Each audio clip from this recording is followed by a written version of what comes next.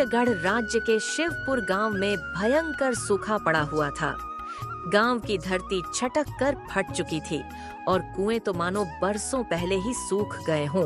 एक किसान विक्रम अपनी बंजर जमीन को निहारते हुए चुपचाप खड़ा था। तभी गांव का बुजुर्ग धनराज वहां पहुंचा। अरे भाई विक्रम, कब तक इस उजड़े खेत को देखता रहेगा? मुझे तो लगता है कि अब हमारा शिवपुर कभी हरा भरा नहीं हो पाएगा। ये सुनकर विक्रम की आंखें भर आईं।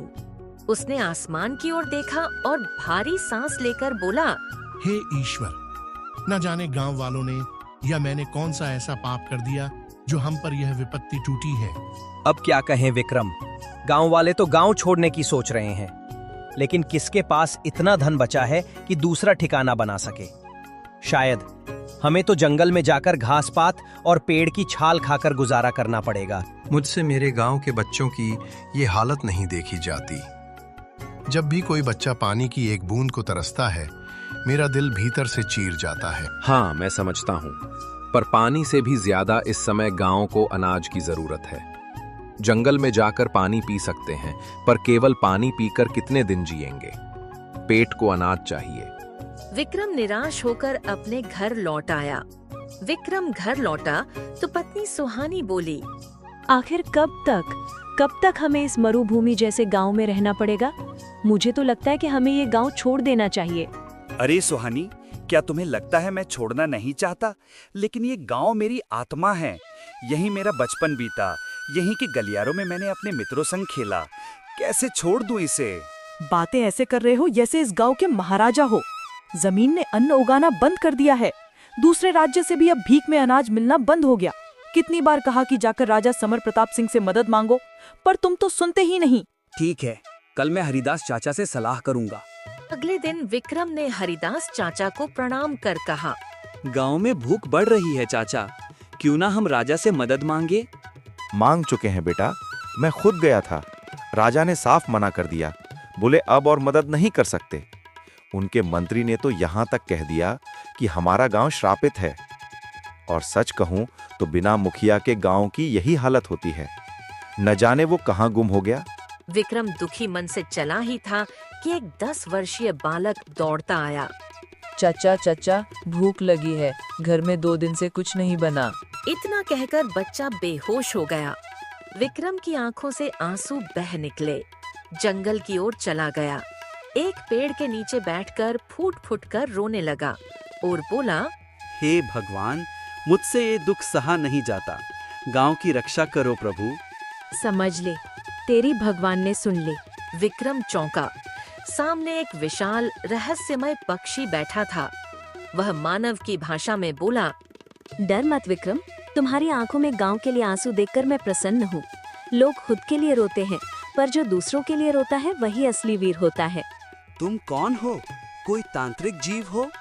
नहीं, बस तुम्हारा सहायक समझो। समय आने पर सब जान जाओगे।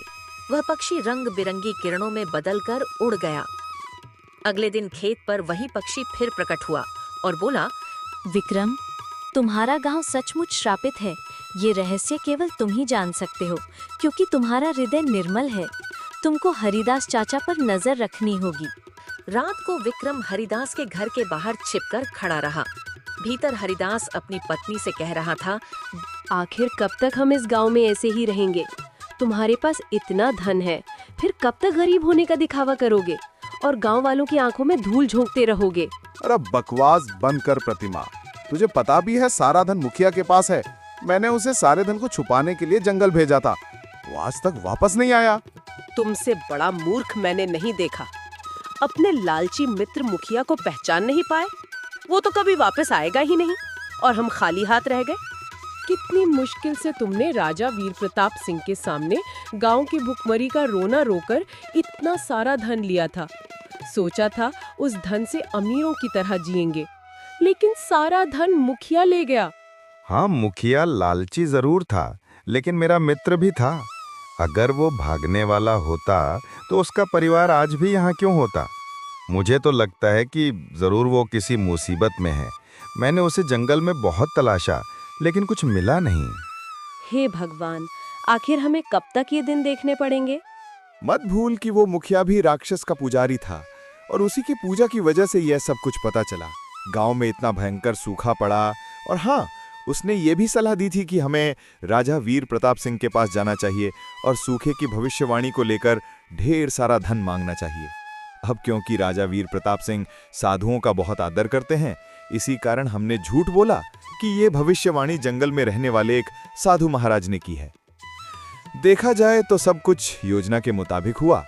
वो धन लाने में हम सफल हुए थे और हमने अपने खेत, जमीन, जायदाद गांव वालों को मूर्ख बनाकर बेच दिया।